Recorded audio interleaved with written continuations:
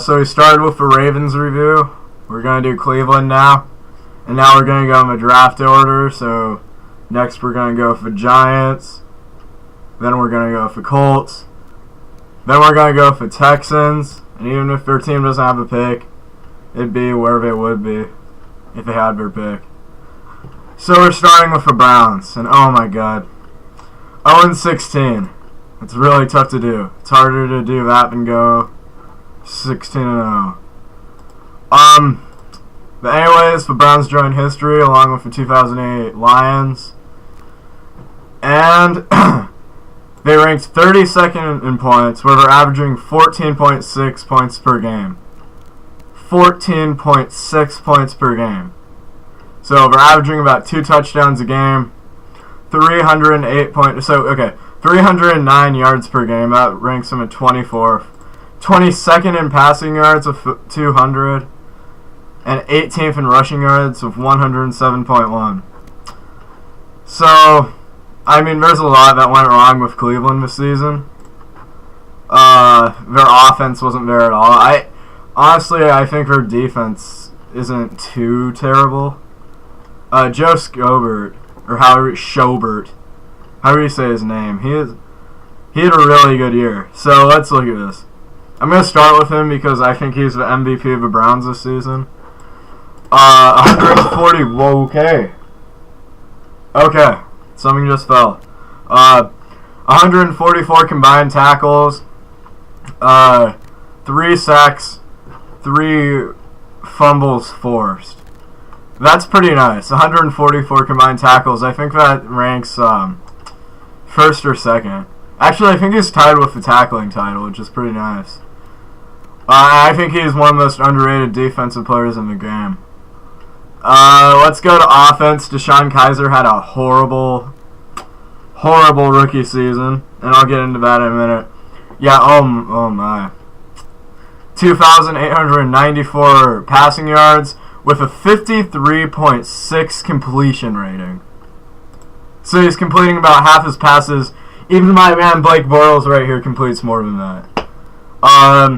11 touchdowns, 22 interceptions. Oh, jeez. I thought Blake Bortles was bad. I'd be surprised if Kaiser never starts again. Like, ever. Coming out of college, I didn't think he was that great. I thought he was a project to begin with. And it showed right here. Even though, for some reason, Cleveland ruins every single quarterback they have. I don't think it was that great of a pick. When you look at this, Kevin Hogan had a better... what's the word? He had a better... I think he played 2 games. So, Hogan went 61% completion rating, which is still pretty bad. 4 touchdowns, 5 picks. Now, I'd take that over 11 touchdowns, 22 picks. Because for every touchdown Kaiser throws, he's throwing 2 picks. Kaiser got sacked 38 times. That's not good. His QB rating was a 60.5. And I think part of the reason, I mean, his confidence has to be shattered. But you give him the reins of a starting quarterback role at the beginning of the season. Alright. He doesn't do that great. He struggles. I mean, he's a kid. He's a rookie quarterback. What do you expect? And then Hugh Jackson throws him under the bus. And then all of a sudden he's starting Kevin Hogan and Cody Kessler. And that must have just killed his confidence again, even more. And then they started with him again. And then he just never bounced back from it. And I blame that on their offense to begin with, their offensive coordinator. Hugh Jackson especially. Oh, wait, no, oh my god. Hugh Jackson was their offensive coordinator. I forgot about that. I just remembered. Which were horrible. He called horrible plays. And I blame it on Deshaun Kaiser also, because I don't really think he's an NFL starting quarterback. Rushing stats. Crowell had 853 yards, 2 touchdowns. Duke Johnson had 348 and 4 touchdowns. I honestly think Duke Johnson's better than Crowell. I don't see Crowell in a Browns uniform next year, I don't think. Kaiser actually had a pretty good rushing stat line. 419 yards, 5 touchdowns. That's pretty nice. Receiving statistics, Duke, Johnson led the way in that. He's more of a receiving back than running. 74 receptions, 693 yards, and 3 touchdowns. I mean, for that to be your leading receiver is pretty concerning. Devolve comes in second with 395. So, wow. Second in receiving yards, 395. Keep that in your mind. That's even Baltimore doesn't do that bad. I don't even think the Giants did. Looking at defense, Christian Kirksey, 138 tackles, 3.5 sacks and 2 forced fumbles.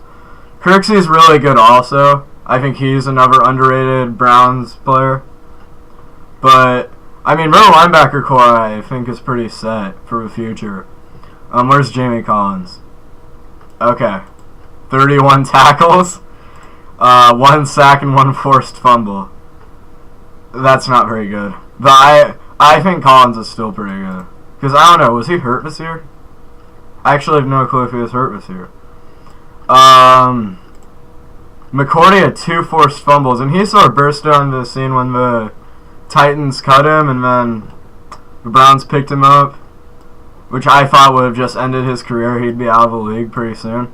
But let's see, 65 combined tackles, 2 forced fumbles, and interceptions, he had 3, including a pick 6. So that's pretty nice. I don't know how long McCourty's going to hold up since he's getting up there in age. James Burgess, 75 combined tackles, 4 sacks, 1 forced fumble. He did pretty good. Jabril Peppers. So let's touch the subject of Jabril Peppers. 57 combined tackles, 0 sacks, 0 forced fumbles, and 1 interception. Peppers didn't have that great of a rookie year. Honestly, I don't think he fit very well in with the Browns. I wish he went to a team like, I hate to say it, but the Patriots. Because I would really like to see what the creative minds of Patricia and Belichick would have done with that. I wasn't too high on Peppers in the draft either. I thought he was athletic, he was talented, but he doesn't really excel at one position. Peppers had his issues, and I think he's going to start next year probably. I mean, you can't just give up on a first-round draft pick after 1 year, unless your name is Blake Bortles. But, I mean, Peppers was very, very underwhelming this year. I think a thing I'll do is I'll review every team's draft class since I did about Baltimore. And I'll try to branch out into other teams and not just be about the Ravens. But that's it for stats. Man. So the Browns have the first pick in the draft. They were rewarded with the first pick in the draft for being 0-16. I want to see them take Saquon. Saquon Barkley, running back out of Penn State. He was all over the scene this year and last year. He's a great running back. I think he's the most talented player in this draft class. And it's debatable of Josh Allen. But Saquon is, I think, he's probably going to be the next AP. Or maybe even something better. Something we've never seen before. But, I mean, I think if you're Cleveland, you still need to build up that team. And just go best player available. But with their 4th pick, and I'm assuming the Giants are going to take a quarterback, and the Colts are probably going to take Chubb, but for quarterback, I want them to take Josh Allen. And I have a big thing for Josh Allen that I'll explain in a different, separate video. But if Cleveland wants a game changer, I mean, I hope they don't ruin Josh Allen, because that would be terrible. But, I mean, that long list of those quarterbacks on that jersey would probably end with Josh Allen. And Josh Allen's just speed of Newton, durability of Newton, arm of Flacco, or Stafford. I mean, whoever you want to compare to with the best arm strength in the league. I'm going to be biased with Flacco, but I know a lot of other people think it's Stafford. But if the Browns get Saquon and Allen in that offense, And they already have a great offensive line. They should make a push for, I think, Jarvis Landry or Allen Robinson in the offseason. I mean, I hope the Ravens get one of them, but if the Browns can do that, they're going to be looking a lot better. And I think that the fact that Hugh Jackson is still there, I mean, he's 1-31. It's a pretty bad record. But I think, give him another chance. But what he has to stop throwing these kids under a bus. And he blames other people, and it goes back to him being with Oakland. But, I mean, I guess that's it for the Browns. Their defense is pretty good. Their D-line I like, especially with Myles Garrett. They finally made a good first-round pick. Linebackers I like. I already touched on that. Their secondary is a little iffy, especially since the unpredictability of McCourty next season. So maybe in the later rounds go a corner or receiver. DeValve, I think, did fine. And he was their second leading receiver of 395. And one other thing I want to say is the Browns' turnover ratio is -28. So, congratulations, Cleveland. Hopefully you can turn it around.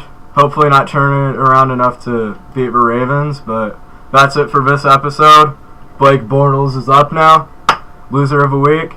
And I'm out. I'll see you with the Giants review next.